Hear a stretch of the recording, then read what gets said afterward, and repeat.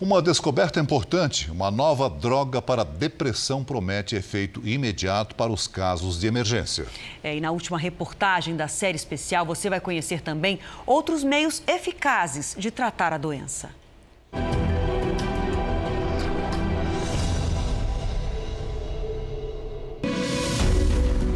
Uma doença que divide o mundo da pessoa ao meio.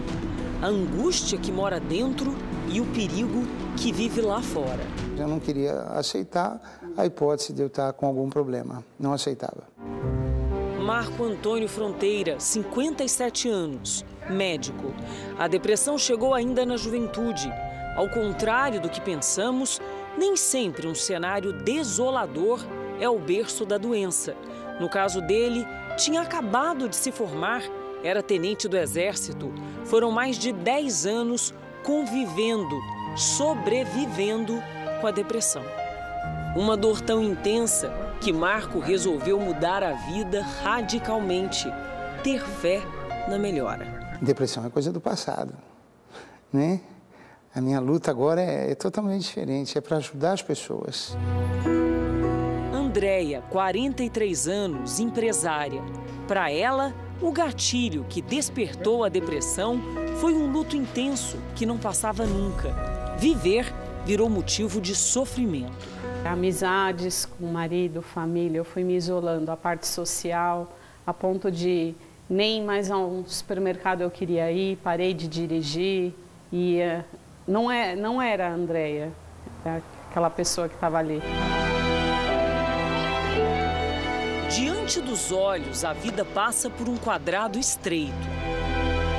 É assim que Roberto Carlos tem assistido o vai e vem das ruas, os dias andarem devagar.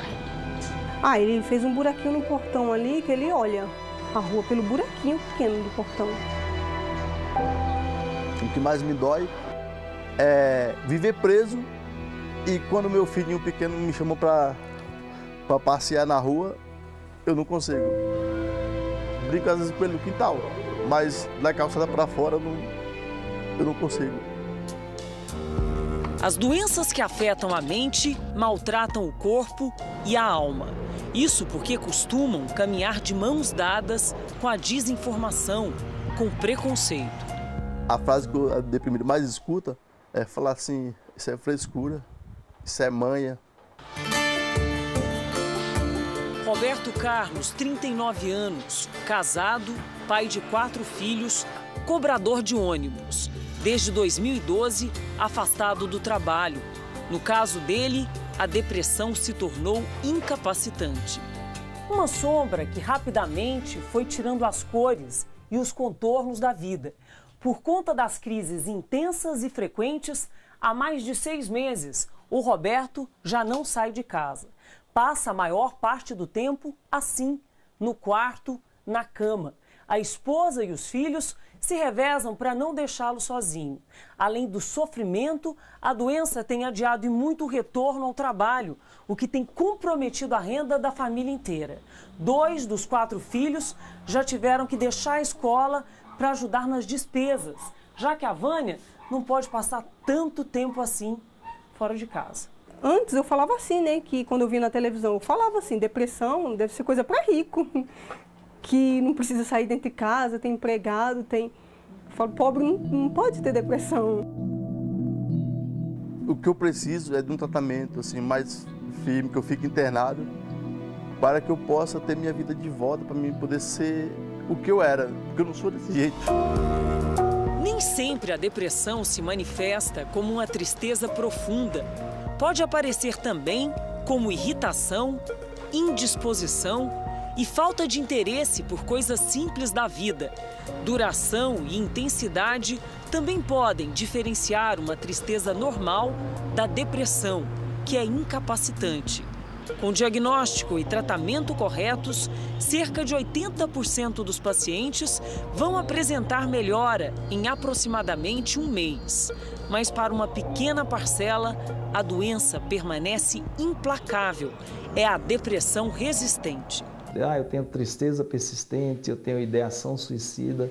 Isso é simplesmente uma expressão dos circuitos cerebrais que são responsáveis pelo processamento das emoções, esses circuitos estão funcionando de uma maneira inadequada. Aí veio a boa notícia. Uma descoberta revolucionária para tratar casos mais graves de depressão severa, com ideação ou risco de suicídio. A Agência Americana de Medicamentos, o FDA, aprovou o uso de uma droga conhecida na história médica, a cetamina ou ketamina, o anestésico usado desde a década de 60 e atualmente também em veterinária, foi redescoberto. Em doses muito menores do que o uso anestésico, 10 vezes menos, tem efeito antidepressivo imediato. Pode diminuir a inflamação em algumas regiões do cérebro, estimular outras e alterar a velocidade do pensamento, interferir no humor dos pacientes. A cetamina é considerada a principal descoberta, não é na depressão, é a principal descoberta nos últimos 50 anos no campo da psiquiatria. E a cetamina começa o efeito já nas 2 primeiras horas após a primeira infusão, o primeiro tratamento. No Brasil, o uso da cetamina no tratamento da depressão ainda está sendo avaliado pela Anvisa, mas várias clínicas já aplicam o medicamento seguindo protocolos internacionais. Não é conveniente que o paciente leve a cetamina para casa para não incorrer no risco de overdose e coisas do tipo. Então, é feita sob controle médico. Durante nossa reportagem, Roberto Carlos pediu ajuda e tomou uma decisão corajosa.